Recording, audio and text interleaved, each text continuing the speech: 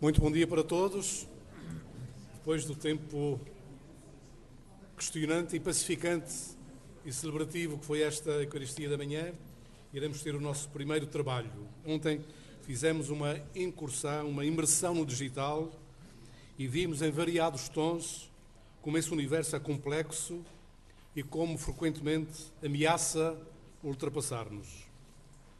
E assim fará se não tivermos a atenção e a frescura redobrada, sempre abertos ao novo, que nunca mais deixou de existir desde o primeiro dia da criação. Não começou com a internet. Mas que agora nos acontece a uma velocidade vertiginosa na sociedade e na Igreja. Já ontem aflorámos esse dom. Hoje faremos uma incursão na era digital e comunicação na Igreja. Iremos pela mão do Mestre, Dom Cláudio Maria Shelley, presidente do Pontifício Conselho para as Comunicações Sociais. Nasceu em Rimini, foi ordenado sacerdote em 1965, trabalhou nas nunciaturas das Honduras, Filipinas, Argentina e Chile. Veio para Roma em 1982 para a Secretaria de Estado, professor no Lateranense, presidente do Conselho Pontifício desde 2007.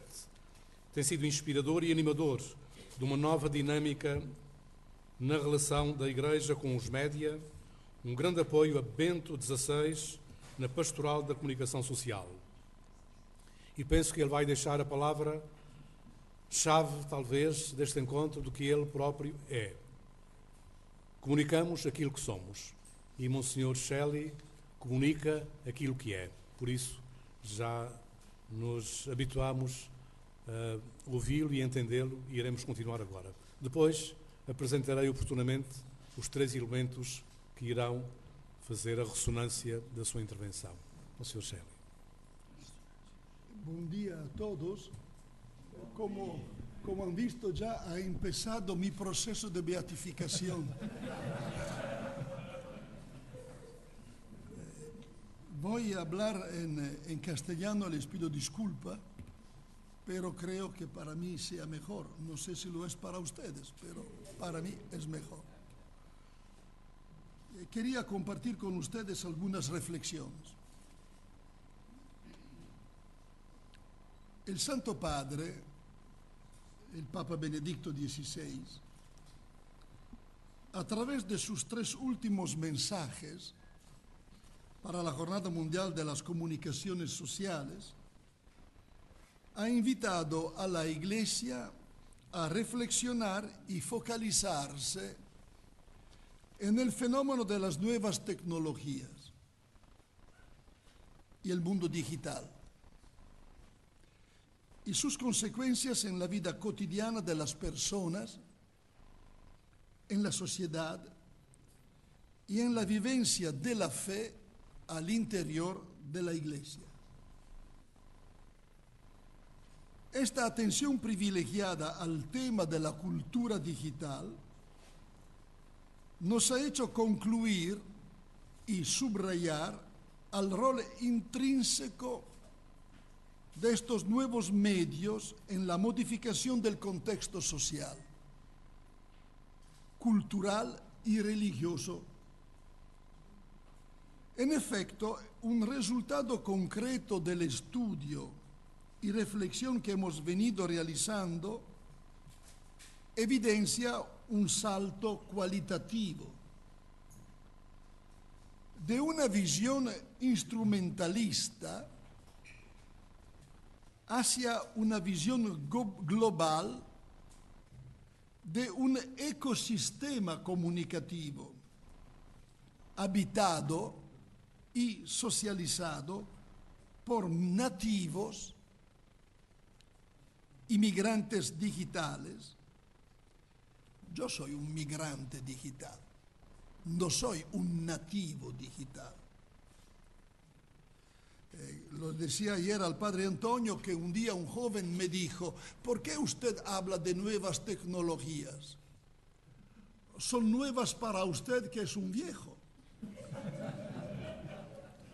Para mí son mis tecnologías.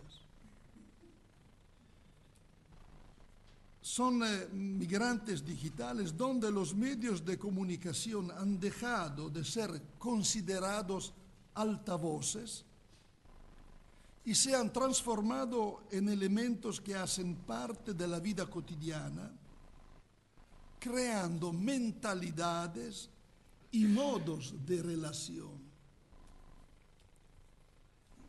Estamos inmersos en una transformación profunda, una verdadera revolución, como dice el lema de nuestro Congreso, comparable solo con la revolución provocada por la escritura, la imprenta y las telecomunicaciones.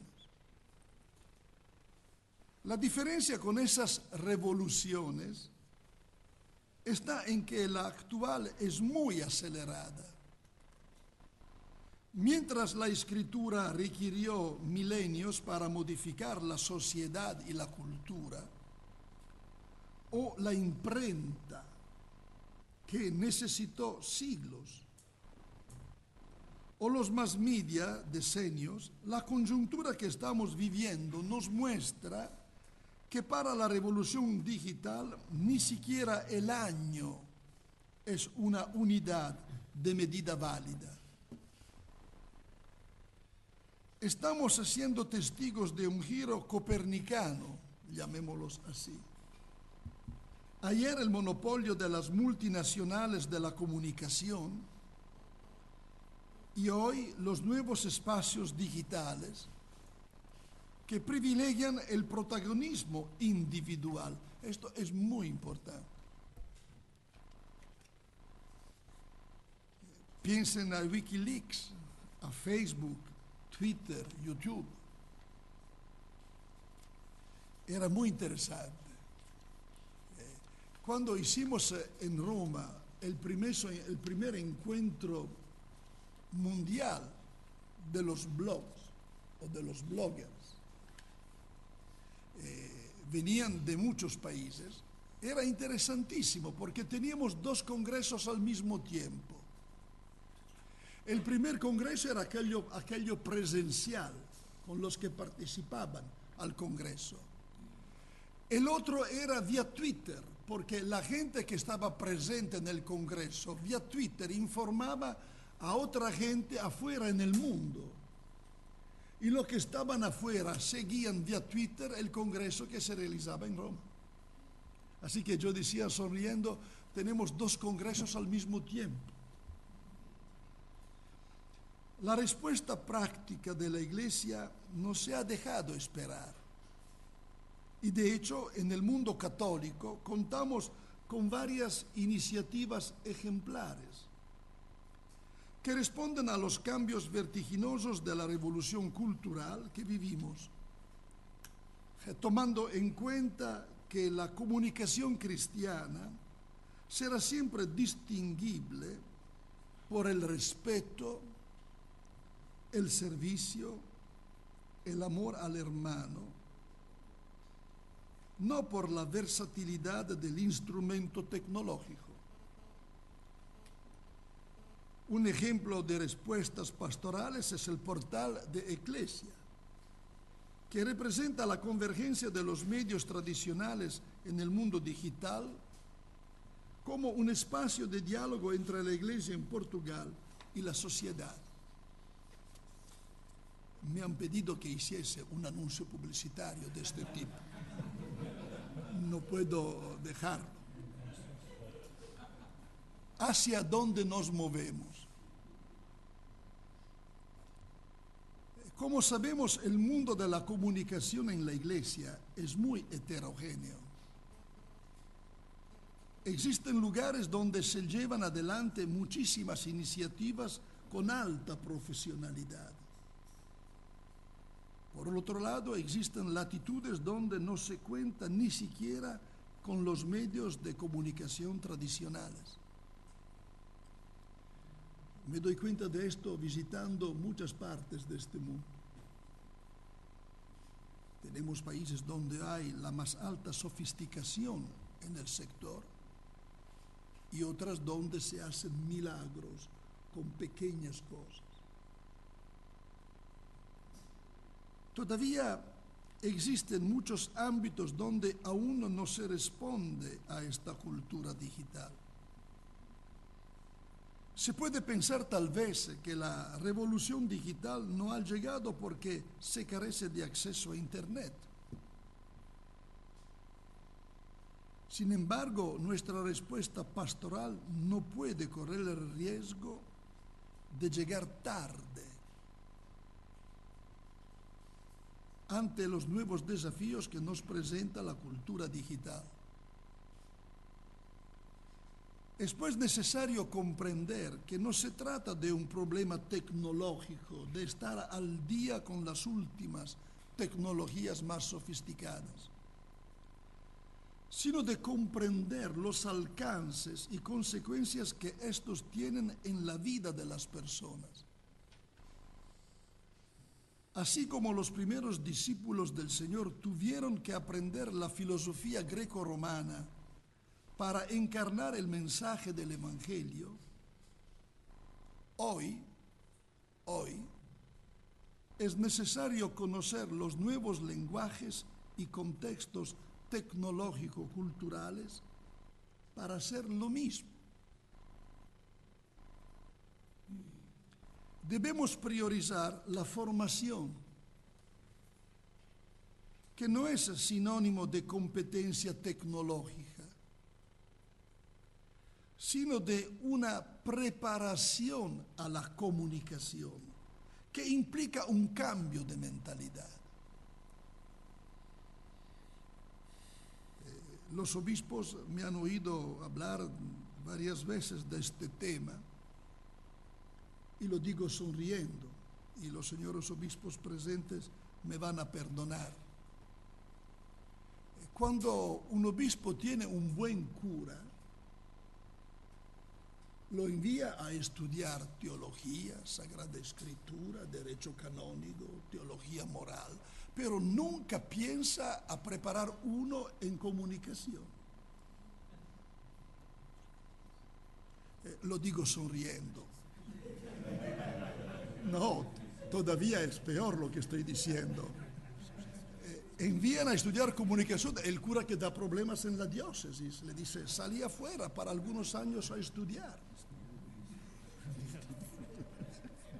No tenemos la visión que hay que preparar personas capacitadas. Y lo repito, no es el problema de aprender la tecnología. El problema es de comprender qué significa prepararse a la comunicación. La Iglesia, que es madre y maestra, tiene un mensaje que ofrecer al mundo. Tiene en lo más íntimo de su vocación el desvelar el rostro de Cristo, el mismo ayer, hoy y siempre. Y esta vocación se encuentra con la pregunta desafiante de cómo debemos comunicar a Cristo en el mundo de hoy. ¿Con qué lenguajes? ¿Cómo transmitir la doctrina de la Iglesia Católica ante una sociedad que parece no tener tiempo para ciertos asuntos? Hablábamos ayer de las preguntas de radio. Tal cual le sucedió a San Pablo predicando en Atenas, cuando obtuvo la respuesta, sobre esto te escucharemos en otra ocasión. La respuesta también la encontramos, me parece, en la palabra de Dios, que nos invita a renovarnos constantemente y sobre todo a cambiar de mentalidad. El texto de los Romanos, capítulo 12. No tomen como modelo a este mundo. Por el contrario, transfórmense interiormente renovando su mentalidad a fin de que puedan discernir cuál es la voluntad de Dios, lo que es bueno, lo que le agrada, lo perfecto. Solo si cambiamos de mentalidad de frente al mundo a la comunicación, si asumimos una conversión pastoral hacia la comunicación,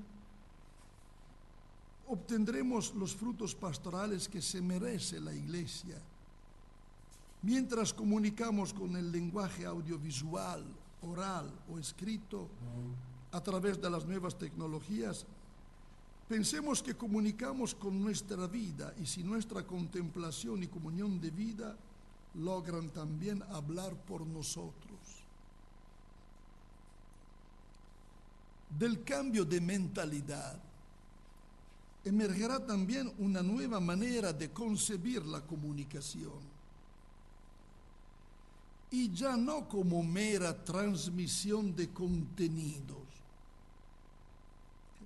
donde un sujeto es activo porque elabora mensajes y otro es pasivo porque los recibe. O donde el destinatario de los mensajes es un objetivo de alcanzar, convencer o persuadir. Me parece a este propósito que hay que subrayarlo fuertemente. No debemos solamente reafirmar o custodiar verdades. Esto no es comunicar. Estamos lejos de esta perspectiva de comunicación. El mensaje no es un objeto concreto, es solo una serie de signos que alguno organiza y que el otro debe reconvertir. El destinatario no es algo que tenemos que alcanzar y para convencer. Es un sujeto activo que busca informaciones, mensajes, porque solicitan su historia personal, condicionada por un determinado contexto y una cultura. Hoy día, en este proceso de conocimiento, el hombre de hoy tiene un gran poder. Es él que selecciona quién, cuándo y qué escuchar.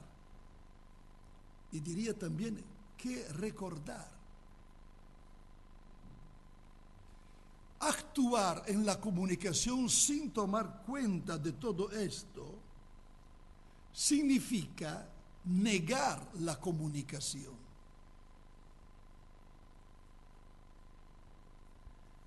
La comunicación es un proceso que exige la participación activa de los sujetos que están involucrados en la dinámica de la comunicación.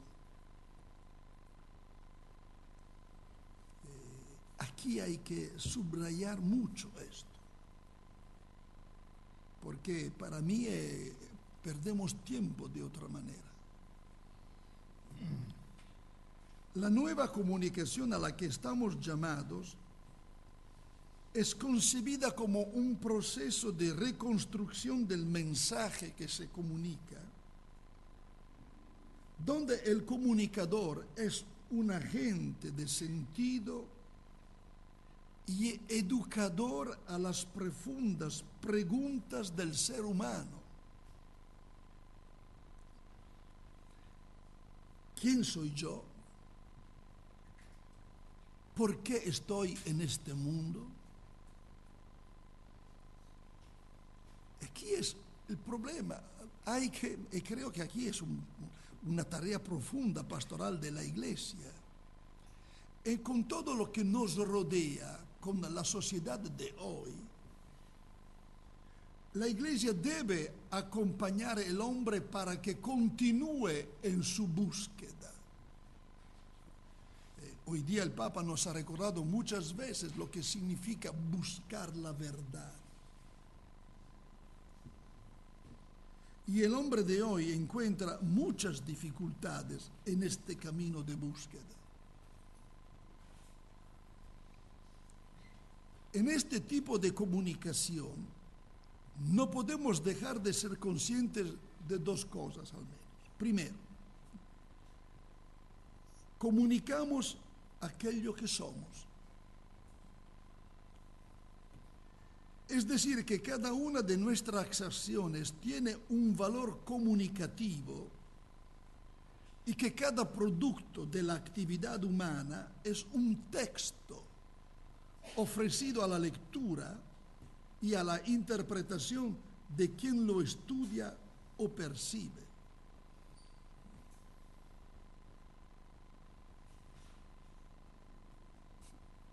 Nuestra comunicación se da en los niveles del contenido y de la relación. El primero usa los lenguajes convencionales e intencionales. El segundo es menos consciente porque se mueve al nivel de las emociones y es allí donde vamos dejando realmente huellas de nuestra forma de ser, de nuestras intenciones. Yo me acuerdo todavía la lista que nos presentó ayer el profesor, ¿se acuerdan? En definitiva, deberíamos hablar de una metacomunicación que ofrece la clave de interpretación para el resto de nuestra comunicación. Por esta razón, si los dos niveles de nuestra comunicación son armónicos, y es una encíclica magistral, todavía hoy día valiosa, y cito: para la Iglesia, el primer medio de evangelización consiste en un testimonio de vida auténticamente cristiana, entregada a Dios en una comunión que nada debe interrumpir y a la vez consagrada igualmente a radio, televisión, internet. Y gracias a estas redes omnipresentes y a los nuevos lenguajes, nada queda escondido.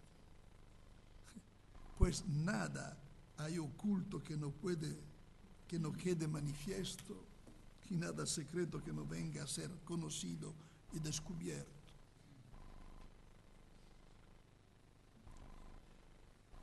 En este sentido, estamos llamados a ser testigos creíbles en medio de la cultura digital. El Santo Padre Benedicto XVI nos exhortó recientemente, es un discurso que hizo a la plenaria del Pontificio Consejo el 24 de enero de este año, así que es un texto muy reciente, y dice así, cito: tampoco se puede anunciar un mensaje en el mundo digital sin el testimonio coherente de quien lo anuncia. En los nuevos contextos y con las nuevas formas de expresión, el cristiano está llamado de nuevo a responder a quien le pida razón de su esperanza.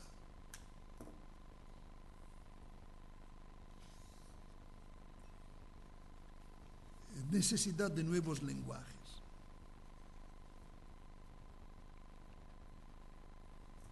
Este nuevo contexto digital tiene ciertas características que nos interesan para concretizar la unidad y la comunión en la comunidad. Menciono a este propósito, por ejemplo, la posibilidad de compartir los recursos, de trabajar en red, de crear nuevos espacios de diálogo e interactividad. Siendo testigos de Cristo y diáconos de esta cultura digital, conscientes que también existen riesgos. Yo ayer les recordaba un texto bíblico que a mí me ha marcado mucho. Lo ya lo mencionaba, sí, permíteme solamente recordarles, es el texto de los Hechos de los Apóstoles. Cuando el diácono Felipe está enviado acerca de un coche, de un carro, que caminaba en una carretera desierta. ¿Se acuerdan? Al menos los sacerdotes y religiosos deberían recordarlo. No lo pido a los laicos, como eso es respetuoso. Es el camino de este eunuco de Etiopía, que estaba leyendo un texto de Isaías y no lo entendía. Pero a mí me parece emblemático como ejemplo que Felipe se pone al lado del carro e empieza a entablar un diálogo con esta persona. Y si me permiten, yo pienso muchas veces a la iglesia. La tarea que tiene de acompañar al hombre de hoy en un camino desierto. Yo digo siempre un poco sonriendo, todos nosotros tenemos al menos 2 celulares y hay gente que lo tiene 3, especialmente los que tienen mucho dinero. Y yo me estoy mirando a la izquierda acá. Y tienen 3 celulares. Y nunca como hoy el hombre ha experimentado soledad. Tenemos la mejoría, lo mejor de los instrumentos de comunicación y el hombre se siente solo, camina en una carretera desierta de la vida. Y interesante porque el diácono Felipe se pone al lado de este carro y camina con él. No juzga, no critica, camina con él. Y establece un diálogo. ¿Entiendes lo que estás leyendo? Y el hombre que le contesta, recuerda, ¿cómo puedo entender si nadie me lo explica? Y Felipe, que sube en el carro, empieza otro momento de este camino. Cuando yo hablo de pastoral de la cultura digital o de diaconía de la cultura digital, entiendo exactamente esto. Una iglesia que camina con el hombre y le ayuda a ponerse preguntas sobre el sentido verdadero de la vida. Porque nadie hoy día hace esto con el hombre de hoy.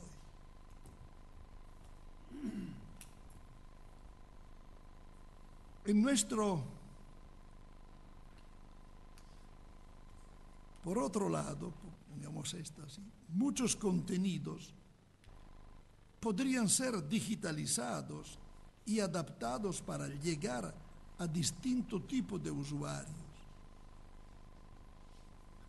Es muy claro que son muchos los proyectos de comunicación que no pueden iniciarse por la falta de recursos económicos, pero se pueden realizar pequeñas experiencias con las herramientas digitales. Y lo hemos visto. Es hermoso.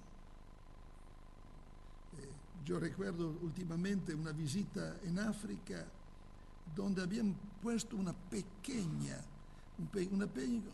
oficina para hacer programas para presentar a las televisiones públicas, porque en África no hay posibilidad de tener una televisión católica. Y con medios pobres.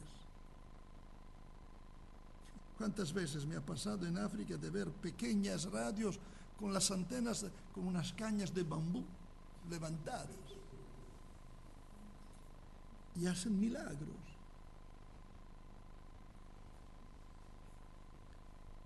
En nuestra comunicación deberemos hablar el lenguaje de la gente.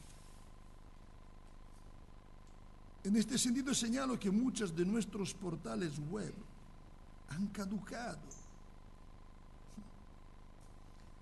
y otros nacen ya antiguos, poco dialogantes.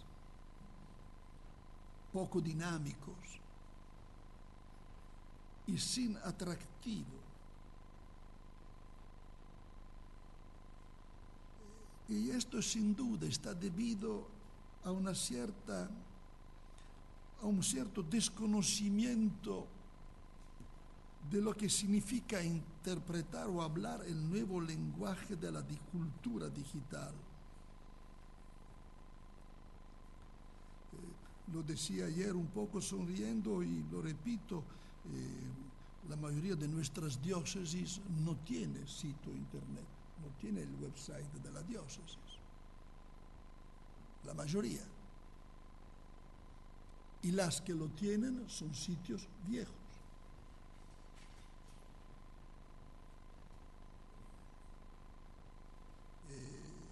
Yo estoy siempre un poco preocupado de cómo llegamos y cuándo llegamos. Estaba mirando con un grupo de señores obispos las estadísticas de los accesos a Internet. Y yo puedo decirlo, no es un gran secreto. Un día me encontraba con la Conferencia Episcopal de Nigeria.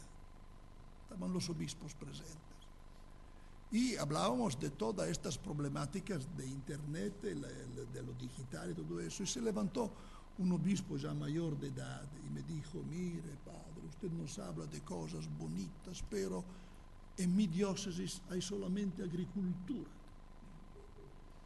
Y a veces no hay ni electricidad y mucho menos hay acceso a Internet. Y tenía razón. Y yo le dije: Excelencia, tiene perfectamente razón. Pero en su país, en este momento, hay 10 millones de accesos a Internet. Significa que la mayor parte y la mejor parte de su población juvenil accede a Internet. Y la pregunta que pongo es: la Iglesia en Nigeria, ¿qué está pensando hacer para estos 10 millones de personas? Y se levantó el arzobispo de Abuja y me dijo: tiene razón, no estamos haciendo nada. Al comienzo yo les decía que la dimensión digital es una dimensión acelerada. En 5 años de tiempo hemos tenido un crecimiento en el empleo de Internet a nivel mundial que uno queda espantado, sorprendido. Y mi pregunta es siempre la misma: ¿qué será entre 5 años? Y la pregunta siguiente es: ¿qué hago yo, Iglesia, para prepararme a los próximos 5 años? Para no llegar tarde. Nosotros en ciertas cosas somos siempre aquellos que corremos atrás. El riesgo es esto. Mi pregunta es: ¿qué estamos haciendo para prepararnos a los próximos 5 años? Porque no nos espera el mundo, sigue adelante. Yo digo siempre, gracias a Dios, que la evangelización se mueve también afuera del mundo digital, pero hoy día tenemos estas oportunidades. ¿En qué medida la Iglesia las asume y se pone a servicio? El Papa nos indicaba de una pastoral en el mundo digital.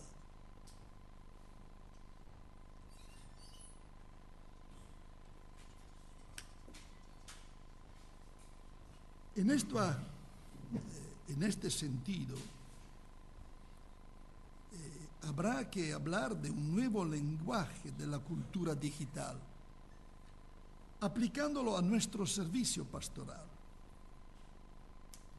Estamos pues llamados a descubrir en esta cultura digital símbolos, metáforas significativas para las personas, que puedan ser de ayuda cuando se habla del reino de Dios al hombre contemporáneo.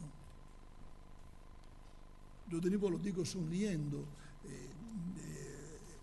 Ya los chicos empiezan a comprender lo que significa estar conectado.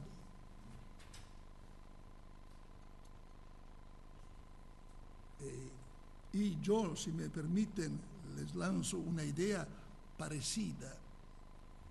¿Se imagina lo que significa para nosotros pertenecer al cuerpo místico de Cristo? Estar conectados con Él.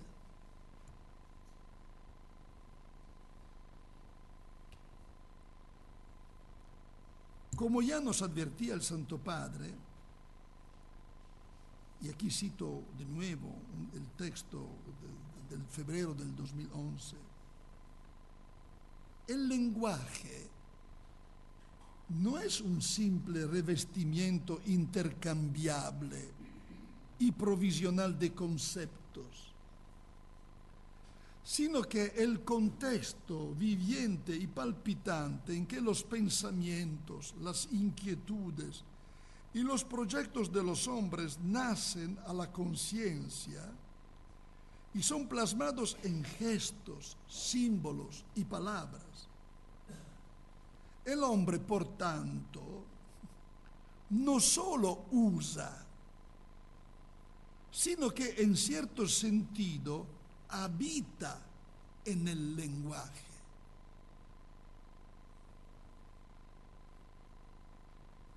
Yo les confieso, en mi experiencia pastoral, tengo una gran dificultad, por ejemplo, hablar a los niños. Cuando a mí me invitan para una primera comunión, yo me siento estremecer porque no soy capaz, solo confieso muy sencillamente.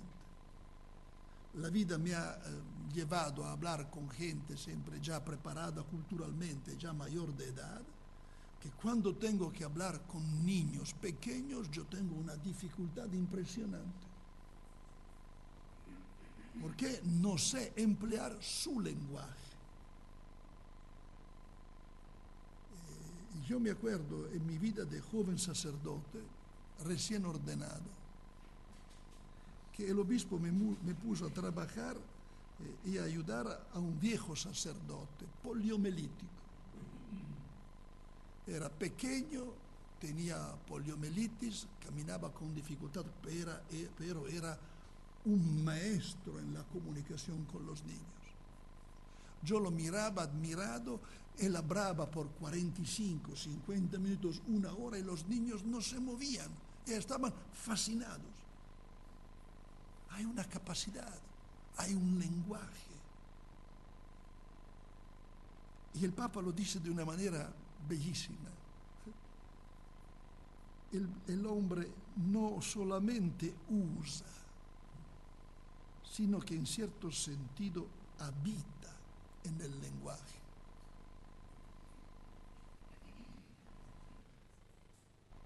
Último punto. Como saben, hace algunas horas se ha hecho público el nuevo tema que el Santo Padre nos propone para la próxima Jornada Mundial de las Comunicaciones. Y este año el Papa, que en los últimos años nos invitó a reflexionar sobre la cultura digital, ahora nos invita a vivir el silencio como un signo de los tiempos, haciéndonos oyentes, atentos del hombre contemporáneo y sobre todo acogiendo su palabra creadora y renovadora. Ustedes saben que el tema de este año será silencio y palabra, camino de evangelización. Se nos convoca a no perder de vista la necesidad del silencio entendido como lugar de encuentro entre Dios y el hombre. Tomando en cuenta que en la cultura digital también existen riesgos, como, y cito el Papa nuevamente, la pérdida de la interioridad, la superficialidad en vivir las relaciones, la huida a la emotividad, el prevalecimiento de la opinión más convincente respecto a la verdad, que son una consecuencia de una incapacidad de vivir con plenitud y de forma auténtica el sentido de las motivaciones. Diría que el tema de este año será un grande desafío para todos nosotros, porque es indudable, se parece haber una contradicción inmediata. El día de las comunicaciones y el Papa nos invita a meditar sobre el silencio. Pero es de nuevo redescubrir el sentido más profundamente humano de la comunicación. Porque para comunicar no siempre se necesita hablar. Permíteme recordarles una persona que para mí ha sido un maestro y muy querido, que era Juan Pablo II. Todos ustedes recordarán el último domingo a la ventana para el Ángelus cuando no logró decir una palabra. Y todo el mundo, creo, que conserva en su corazón la imagen de aquel rostro y de aquellos ojos que hablaban más de 1000 palabras. No cabe duda. Es por eso que comunicamos lo que somos. Y es como una madre o un padre que cuando quieren, y lógico, quieren a sus hijos, no le hacen grandes comunicaciones de amor. Son gestos, son miradas. Es toda una manera de ser que transmite y comunica algo más profundo. Yo creo que el nuevo tema de este año nos va a ayudar mucho a redescubrir todo esto y el sentido de estar a disposición a la escucha de una palabra que es la única palabra de vida que tiene sentido para el hombre que camina en un camino muchas veces desierto hoy. Gracias.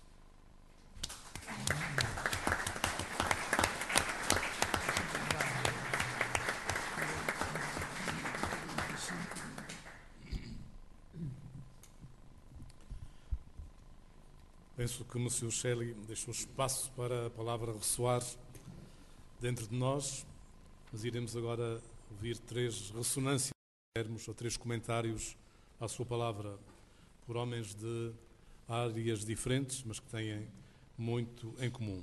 Primeiro, o Dr. Abílio Martins, administrador da PT e diretor do portal Sapo. Já o conhecemos e julgo que a sua sensibilidade humana, a sua capacidade técnica e até administrativa nesta área poderá ajudar-nos a, digamos, ver como passa esta apresentação no Sr. Shelley. Dr. Abílio Martins.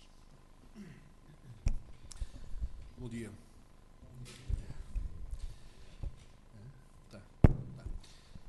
Muito obrigado pelo convite. Mas já me sinto em casa. E muito obrigado também por poder estar e por ter escutado a intervenção que escutei. Antes de mais, parabéns.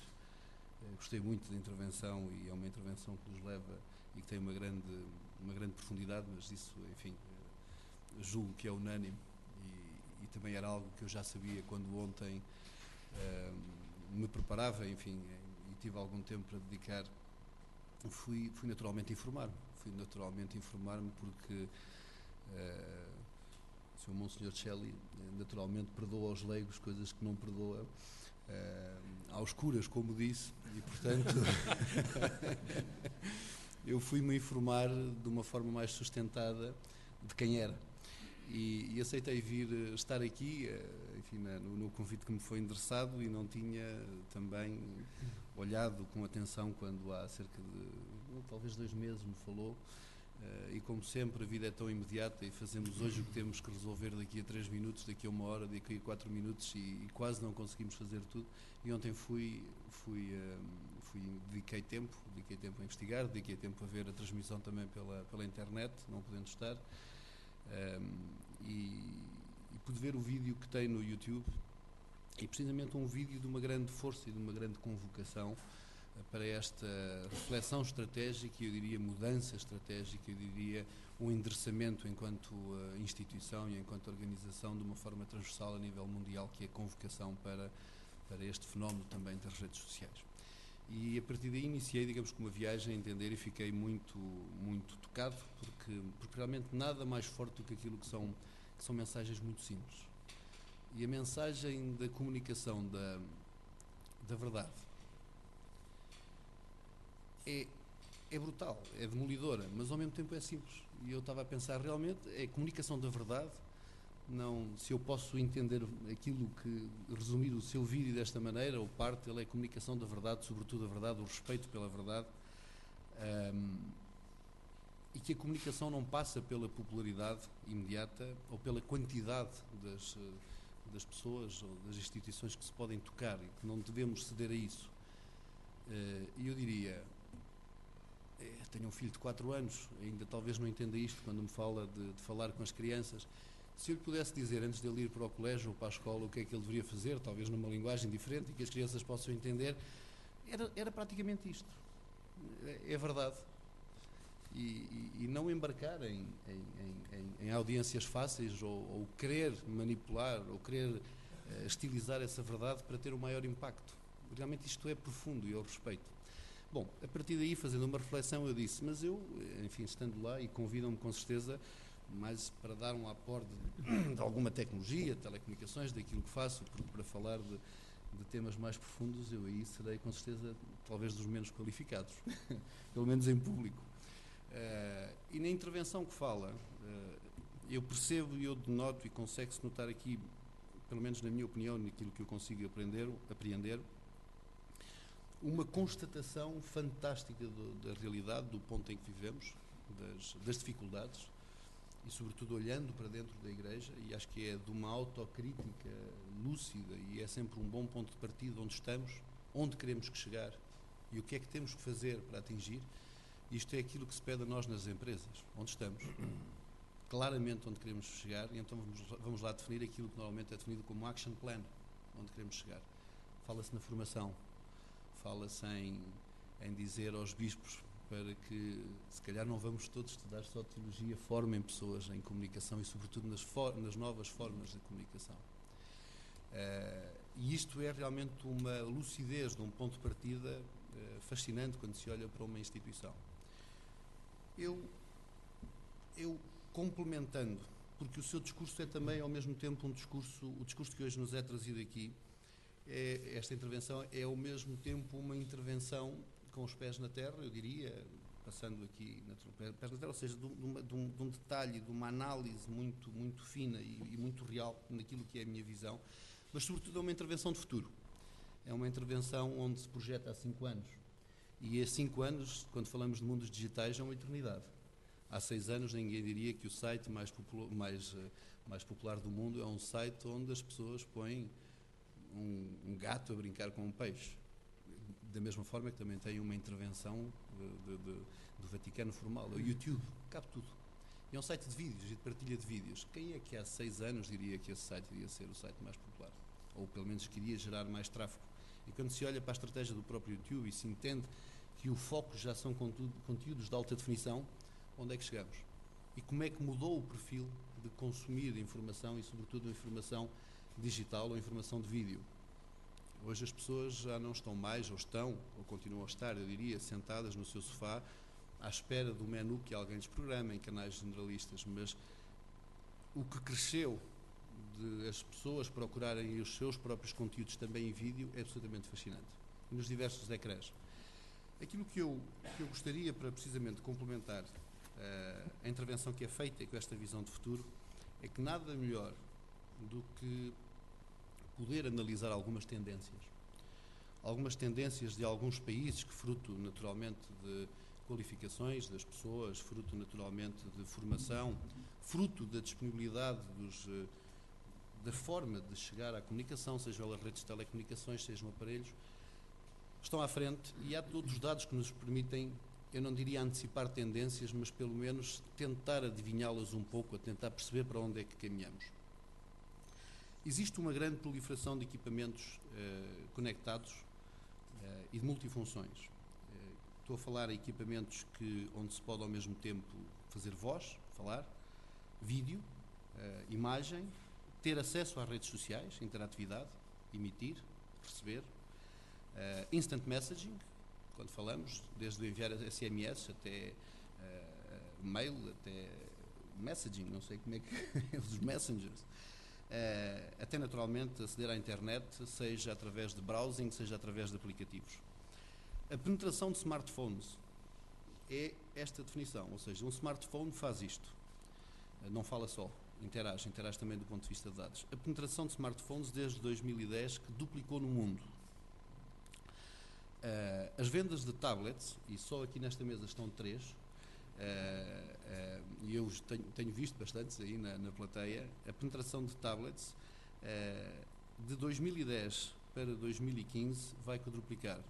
Estimam-se, eu acho de uma forma bastante conservadora, cerca de 30 milhões. A penetração de Connected TVs, que vai ser, enfim, dependendo daquilo que são as contingências naturalmente do momento que vivemos, da crise, mas do ponto de vista daquilo que é as tendências dos fabricantes, a penetração de Connected TVs desde 2010 aumentou 6 vezes. Connected TVs são plasmas, são televisões normais, acessíveis, e que têm já elas próprias widgets, ou seja, aplicações como tem o iPhone. Ainda não por touchscreen, lá chegaremos, mas pelo comando.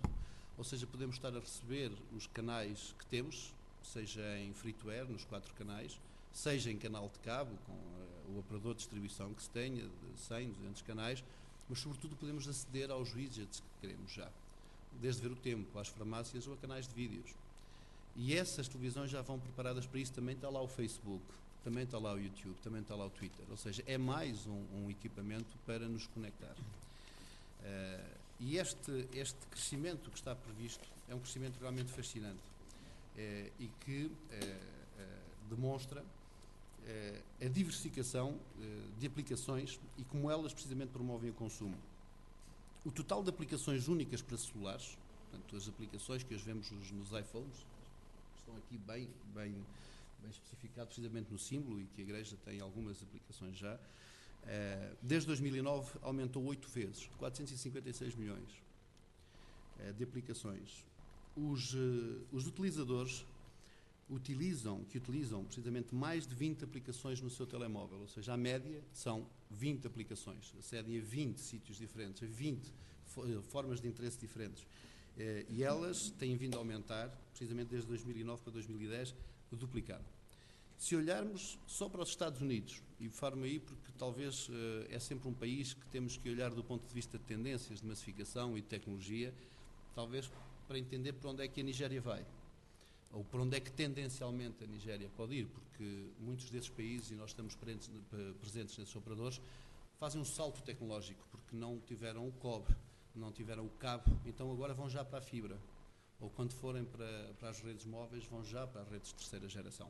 E, portanto, a forma de entender e de olhar para as estatísticas, quando falava precisamente dos 10 milhões de jovens na Nigéria, como é que a gente talvez possa antecipar um pouco? Bom, ver alguns dos países, a nível europeu, a nível dos Estados Unidos, onde as estatísticas estão, a nível da Coreia, na Ásia, que são exemplos. Portugal é também um exemplo.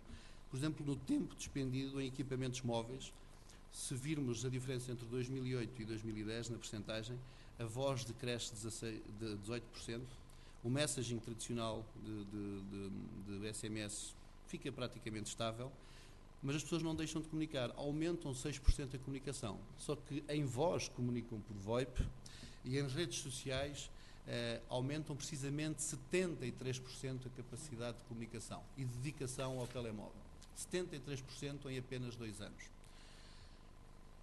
Esta geração, quando o senhor no início da sua intervenção fala dizendo que é um imigrante digital. É verdade, e quando falamos de novas tecnologias, são novas para quem? Há uma geração, que é uma geração emergente, que é a geração C, que nós chamamos de geração C. É uma geração de connect, que está ligada, conectada. É uma geração communicate, que comunica. É uma geração change, que está aberta à mudança. E se quisermos continuar nesta geração C, é uma geração content-centric, é uma geração computerized, é uma geração community-oriented e, sobretudo, é uma geração always clicking.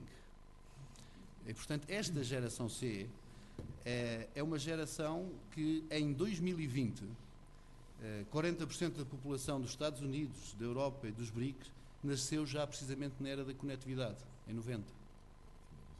Esta geração C. E esta geração C diz que precisamente as estatísticas, olhando precisamente nessa visão de futuro, e eu vou só pedir mais 2 minutos, é uma geração que vai interagir com 200 a 300 outras pessoas diariamente, ou seja, a capacidade de estar ligado. Talvez sozinhos, talvez caminhando na tal estrada que falava, mas vai interagir com 300 pessoas. E mais de metade das pessoas vão trabalhar precisamente em grupos virtuais. E esses utilizadores que falamos são sobretudo utilizadores que fazem conteúdos. Se olharmos também para os Estados Unidos, em milhões de criadores de conteúdos em 2011, num total de 108 milhões de criadores de conteúdo online, 100 milhões falam precisamente nas redes sociais.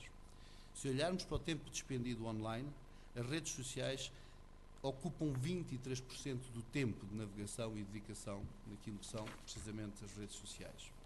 E isto não acontece só no ecrã, acontece precisamente em vários ecrãs, como eu comecei por dizer na minha intervenção. O peso total da absorção de conteúdos naquilo que é a televisão no linear são 64%, mas nasce aqui no aumento de 42% o consumo de conteúdos não lineares, ou seja, que é eu ir buscar o conteúdo que eu quero de vídeo, não é ficar sentado à espera daquilo que me dão. E essa proatividade e essa capacidade nota-se e sente-se já precisamente no aumento de cerca de 42% de 2008 até 2010. E onde é que o fazem? Fazem-no na televisão, aumenta 4%, nos computadores 18%, agora nos telemóveis e nos smartphones 80%. E quando se fala da adequação dos conteúdos à forma como os emitimos numa estratégia de broadcasting, fala-se precisamente disto. Os conteúdos andam no bolso e o telemóvel faz-nos tudo. Dá-nos os câmbios, informa-nos, dá-nos as farmácias de serviço, dá-nos a palavra também. E quando se fala de massificação de banda larga, é interessante, por exemplo, olharmos para Portugal e o que aconteceu desde 2008. A democratização do acesso no nosso país, só para trazer números também no nosso país, democratizou-se e acelerou-se muito. A penetração de banda larga na classe AB aumentou 11%, na classe C1 42%, mas na classe C2D 67%. Se estratificarmos dessa forma, naturalmente são estratificações que usamos do ponto de vista da abordagem ao mercado, e estas classes têm mais acesso a conteúdos, conectividade social, partilha de opinião, proximidade a serviços públicos. Para terminar, os desafios, naturalmente, são desafios que se põem, são desafios grandes, que já aqui se colocaram, mas o desafio que lança, precisamente com o silêncio positivo, que é a disponibilidade de escutar e a disponibilidade de entender, eu diria que é um desafio que é também um valor seguro da própria Igreja. A Igreja tem muita capacidade de comunicar, capacidade de criar conteúdos, tem emissores de conteúdos de uma forma estruturada, ou seja, a capacidade de broadcasting. As redes sociais trazem a capacidade de interatividade e esse é o desafio, porque precisamente escutar leva-nos à capacidade de ouvir, mas aí é também uma apanágio da Igreja, a capacidade de ouvir, naquilo que é uma opinião naturalmente pessoal. E esses desafios são os desafios que se lançam precisamente à Igreja na ótica das redes sociais, de como estar, de como partilhar e, sobretudo, de como ouvir. São desafios diferentes, naturalmente um desafio de broadcasting, porque naturalmente é mais fácil ouvir presencialmente do que ouvir de uma forma digital, às vezes com tanto ruído, de uma forma estruturada. E aí não há receitas, mas com certeza que será um caminho promissor Com certeza que os fundamentais, que é aquilo que as empresas de telecomunicações e tecnologias e que nós nos dedicamos, queremos trazer, que é a democratização do acesso e da capacidade, e é para isso naturalmente que temos vindo a trabalhar. Tem muita pena não estar presente, mas tenho certeza que o Dr. José Luís Ramos Pinheiro, que a vai substituir, o fará com grande qualidade e sintonia de reflexão, por isso está aqui. Ele é um homem formado em Direito, jornalista e agora é administrador da Rádio Renascença, o que é uma coisa muito séria. Dr. José Luís Ramos Pinheiro. Pelos risos não parece que seja sério. Bem, muito bom dia. Em primeiro lugar também, muito obrigado por estar, o convite para substituir aqui a Graça Franco. Eu faço com gosto, não sei fazer de Graça Franco, mas, enfim, tenho pena que ela não esteja presente, sobretudo pelas razões pelas quais não pode estar, mas, enfim, é com imenso gosto que aqui estou, e agradeço muito a Monsenhor Celli a comunicação apaixonante que nos apresentou.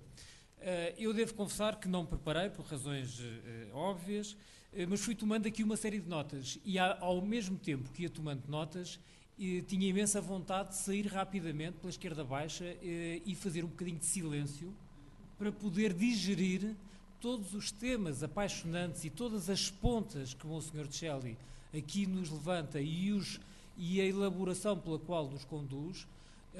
E pensei que estava, no fundo, a ser submetido precisamente a um dos desafios da cultura atual e da cultura digital, que é termos que digerir em tempo imediato e dar uma resposta e uma ressonância, o que, dada a complexidade de todos os temas aqui levantados, nunca é tarefa simples. Mas fui tomando aqui uma série de notas e penso que dividi aqui em 3 ou 4 pontos as minhas reflexões.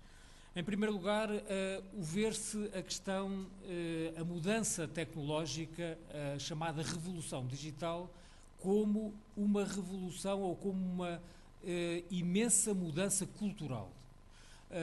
Não podemos olhar e não devemos olhar para aquilo que está a passar à nossa volta nesta era digital apenas como uma mudança tecnológica. Muitas mudanças tecnológicas têm sido rejeitadas ao longo do tempo, precisamente porque não são assimiladas na cultura e, portanto, são eliminadas. Já muitas propostas tecnológicas foram rejeitadas pelas pessoas, pela cultura, e não fizeram um grande caminho, tiveram uma vida muito curta. A era digital, até pela velocidade a que nos sujeita e que sujeita toda a comunicação, ela não diz respeito, e se dissesse apenas respeito à chamada comunicação de massas já era muito, mas diz respeito a toda a comunicação em sociedade. Ela envolve transversalmente na comunicação, seja a comunicação religiosa, seja a comunicação privada, que por vezes se expõe em excesso nesta era digital, seja a cultura empresarial, seja a cultura política, desportiva. É a comunicação global que está aqui envolvida e com um conjunto de condicionantes que alteram mesmo as relações sociais e que alteram as relações entre grupos e entre pessoas. E por isso é de facto uma mudança cultural. Ora, eu anotei uma expressão que Monsenhor Celli ao longo destes dias tem utilizado.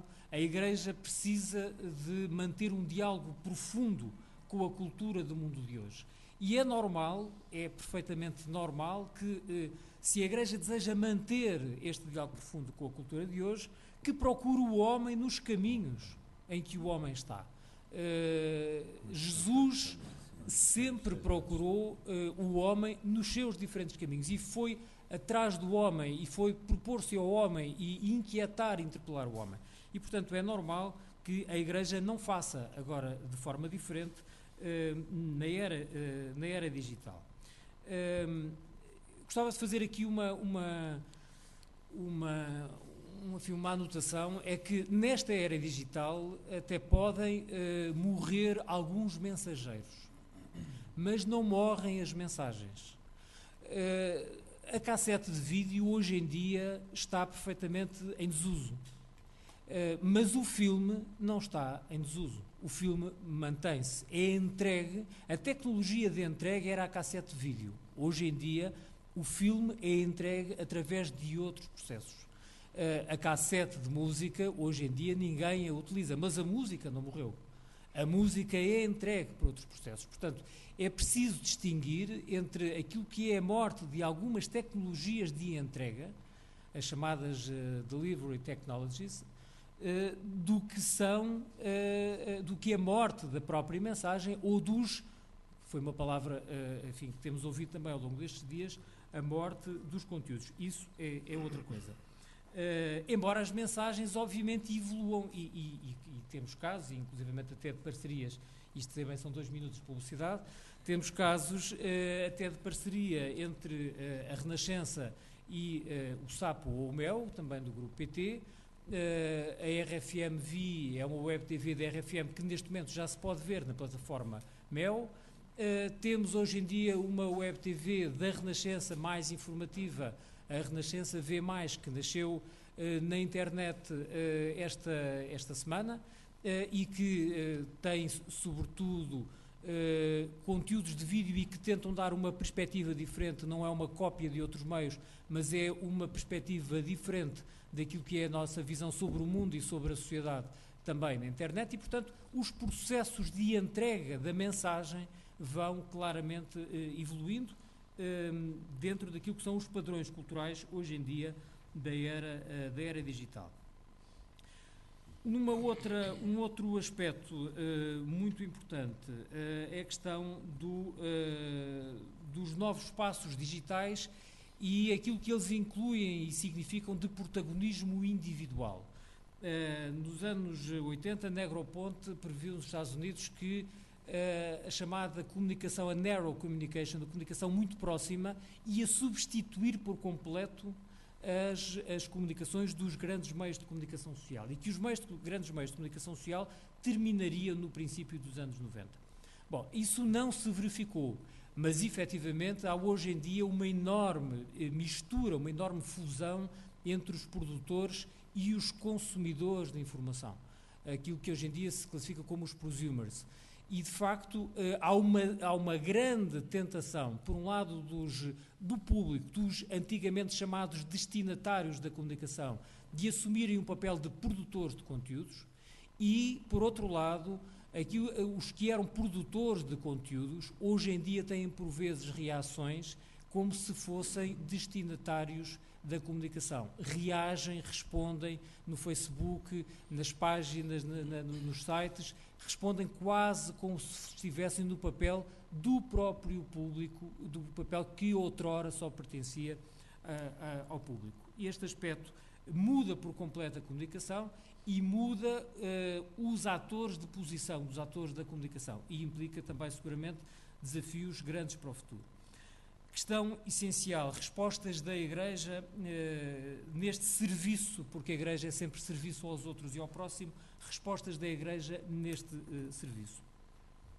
Sublinho o aspecto da qualidade, qualidade comunicacional.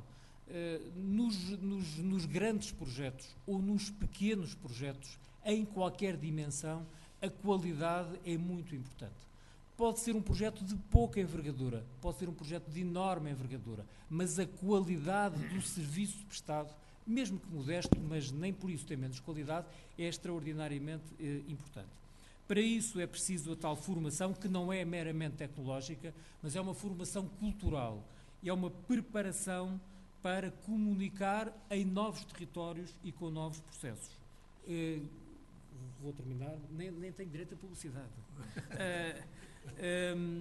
Mas a questão da linguagem é muito importante e implica, de facto, este discernimento sobre o bem. E o discernimento sobre o bem e o que é o bem nesta era digital a nível da comunicação implica escolhas pastorais e implica escolhas editoriais, às quais os meios de comunicação social estão habituados. Portanto, o que comunicar? E aqui eu entro até para não enfim, demorar muito mais, no aspecto absolutamente desafiante da mensagem do Dia das Comunicações Sociais no próximo ano. A questão do silêncio e da palavra. Bom, E aqui, desde o percebermos o silêncio como um valor, mas como é que nós fazemos na nossa comunicação? Calamos-nos? Fazemos silêncio? Em que medida é que o silêncio é utilizado na nossa comunicação? Então, dei por mim aqui a tomar umas notas sobre o que pode ser fazer o silêncio a nível da comunicação e na comunicação digital. Por um lado, hoje em dia há uma grande desvalorização da palavra, porque fala-se sobre tudo e qualquer pessoa fala sobre tudo. Portanto, uma forma de fazer silêncio é às vezes não falarmos daquilo que não sabemos e valorizar de facto a palavra, que quando é empregue tem que ter, não pode ser banal, tem que ter um determinado valor e um valor específico. E esse é um dos desafios da era digital. Toda a gente quer falar sobre tudo e nem toda a gente pode falar bem sobre tudo. E, portanto, a valorização da palavra é uma forma também de elogiar o silêncio, porque há alturas em que falamos e outras alturas em que escutamos. Outra questão tem a ver com o registro. A forma como se comunica é muito importante, designadamente na comunicação audiovisual. Uma comunicação sôfrega é uma comunicação que normalmente tende a impor e não a propor, e a não escutar o outro. E, portanto, uma forma de fazer silêncio é uma comunicação que ajuda a escutar também as posições dos outros. E vou já terminar, Padre António. A forma de comunicar, quando se tenta impor aos outros, então aí estamos a tentar não convencer os outros, como dizia Monsenhor Celli, não a conquistar os outros, mas estamos a tentar vencer os outros. Ora, uma comunicação com silêncio é uma comunicação que visa convencer os outros, mas isso implica dar-lhes espaço também para que eles façam a digestão, que foi aquilo que eu não tive tempo para fazer mais nesta conferência e gostaria de ter para ter uma melhor ressonância. Muito obrigado. Muito obrigado.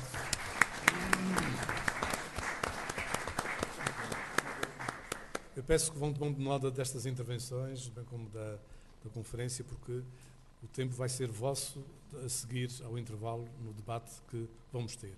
Vai ser um debate a valorizar muito o que brota desse lado. José Ribeiro Castro é também publicamente conhecido, também homem do direito, e faço um pequeno parênteses para dizer que a presença da Igreja hoje, institucional, na RTP2, com as outras confissões, deve-se muito à forma como ele defendeu essa causa do ponto de vista jurídico e convincente. Acho que nunca foi dito isto publicamente, mas é verdade. Também jornalista e agora deputado à Assembleia da República. Ia dizer uma brincadeira, mas não digo. José Ribeiro tem a palavra.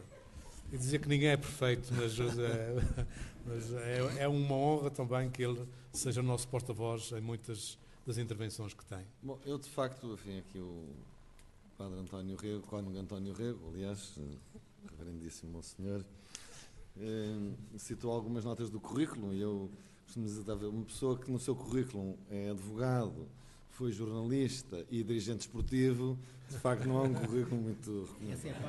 Essa é a parte pior, a parte do desporto. Eu tomei aqui umas notas a ver se consigo fazer algum sentido nos 10 minutos para esta ressonância. Gostei muito da apresentação inicial do Sr. D. Cláudio Celli, que é bastante estimulante, e creio que é muito bom, é muito interessante, é profético que as jornadas deste ano escolhessem o tema da era do digital para refletir.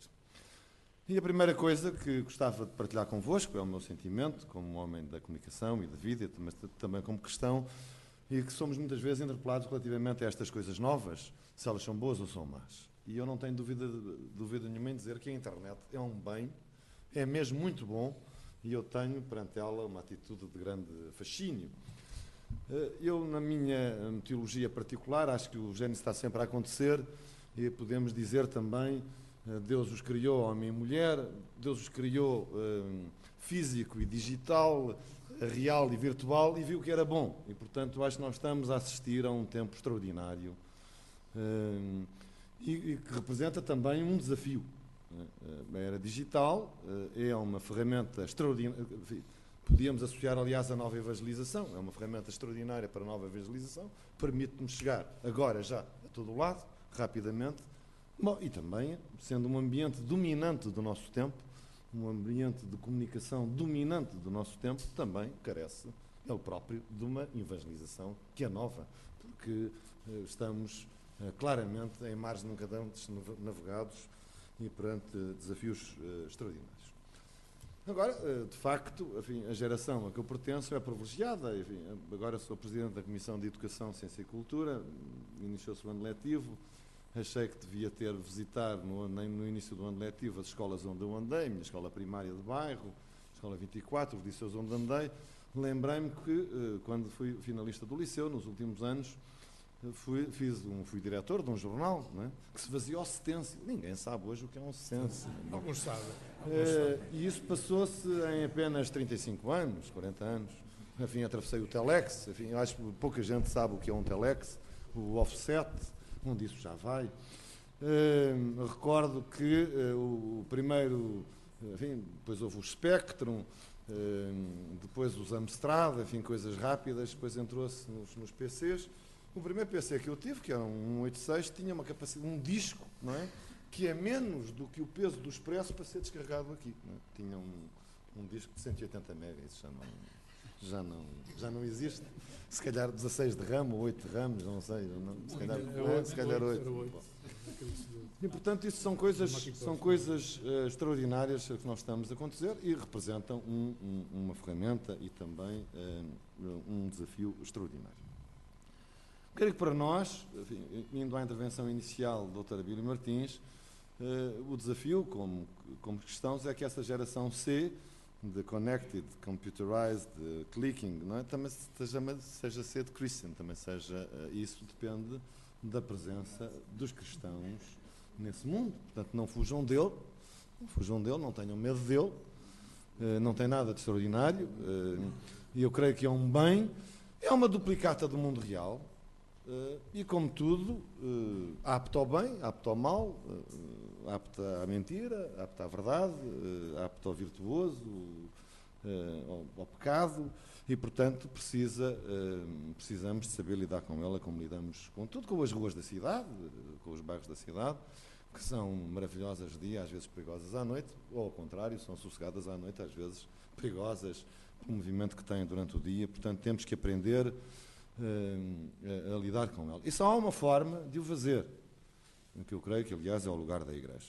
É estar presente, estar imersa, estar imbrincada, estar envolvida, estando ao lado das pessoas e procurando estar à frente, procurando ter uma atitude liderante face às sucessivas interpelações com que somos confrontados. Isto, aliás, é um desafio da sociedade. Enfim, nós estamos ainda a viver ou na ressaca de um grande debate que atravessou a sociedade portuguesa e que foi simbolizada no Magalhães, não é? Portanto, Magalhães, e portanto aí é a relação da escola com esta nova tecnologia. E eu vou dizer, talvez um pouco a contracorrente, ainda que acho que esse programa fosse excessivamente politizado e partidarizado, acho que no essencial é bom.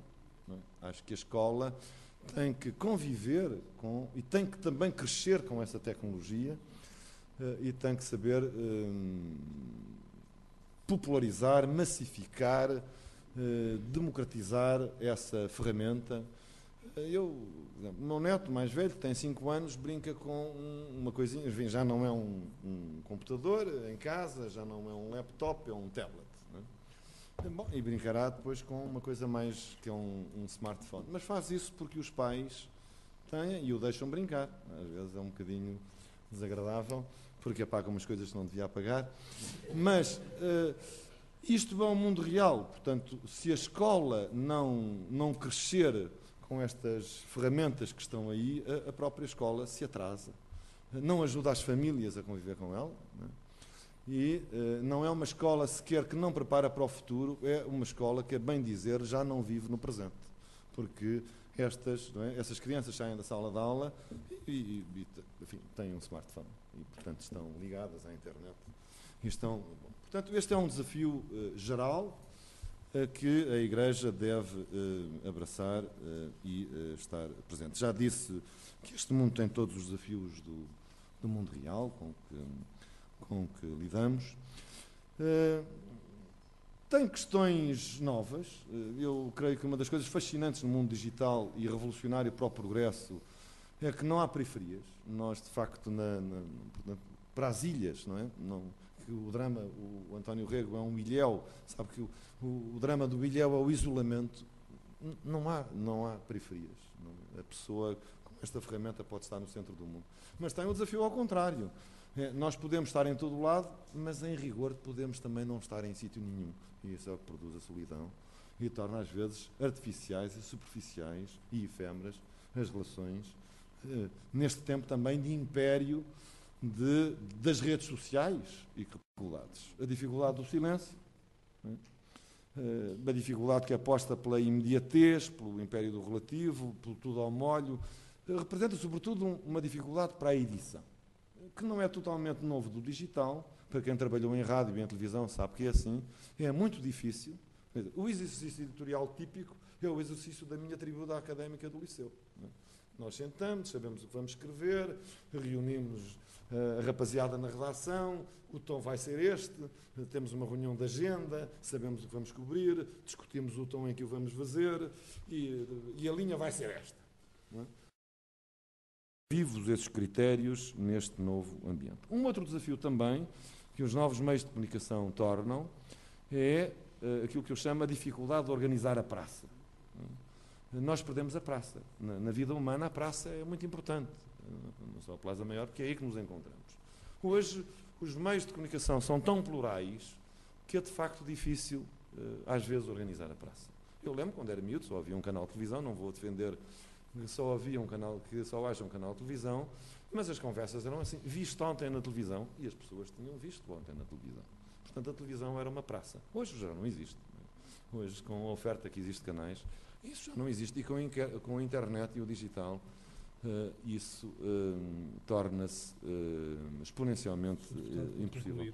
E, portanto, eu creio que, em síntese, a Igreja tem que estar presente, tem que aprender a fazer aí presentes os seus critérios cristãos e tem que saber organizar a praça neste mundo anárquico em que podemos estar ao mesmo tempo em todo o lado e às vezes em sítio nenhum.